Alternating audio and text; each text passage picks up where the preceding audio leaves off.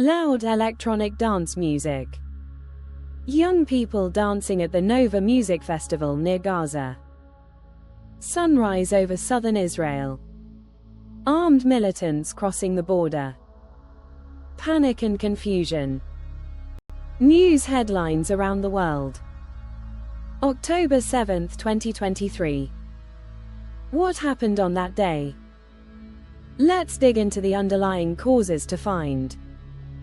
Hundreds of Israelis were killed and 251 taken hostage, BBC. 2. When and where? On the 7th of October 2023 in southern Israel occupied. 3. By whom? By Hamas, an armed Palestinian group and political movement in the Gaza Strip. BBC.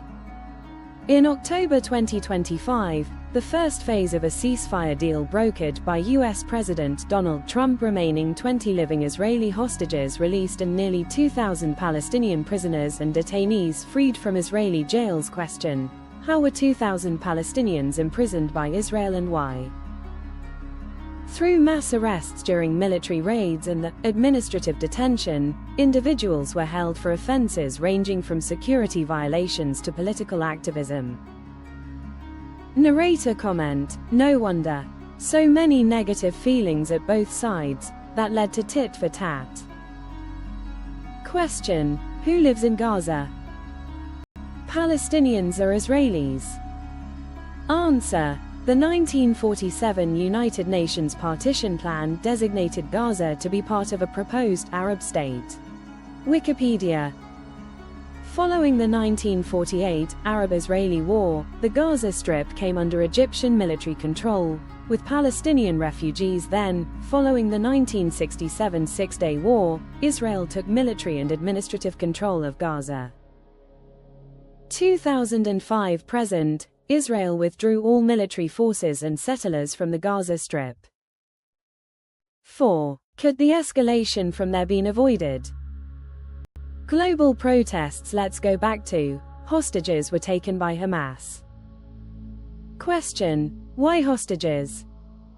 Answer: Hamas took hostages on October 7, 2023, to use them as strategic bargain trade to release their prisoners in Israeli jails.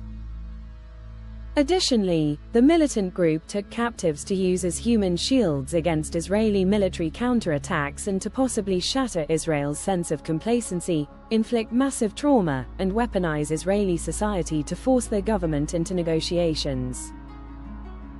Question: did Hamas and Israel ever negotiate over hostages' release?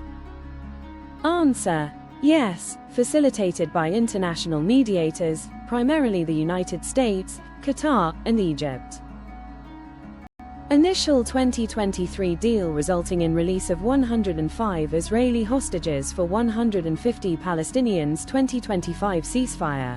Exchange of both living and deceased hostages for Palestinian security prisoners. Ongoing negotiations such as those brokered by the US. BBC. Question: would any party break negotiations? Answer: both Israel and Hamas have repeatedly stalled or broken negotiations, with blame on the talks and core disagreements. BBC. Israel demands progress on Hamas's disarmament before committing to a full military withdrawal. In contrast, Hamas refuses to discuss disarmament until Israel fully implements the initial humanitarian withdrawal. Hamas has accused Israel of overturning agreements with military airstrikes and failing to open crossings to allow promised levels of humanitarian aid. Conversely, Israel and international mediators have at times accused Hamas of making impractical demands. Disclaimer: this documentary presents multiple perspectives, Jewish and Western, Arab and Eastern, because understanding the conflict requires hearing all sides, even when they deeply disagree. Summary. What were the real objectives behind this war? Respect for neighboring Palestine or expansion by force?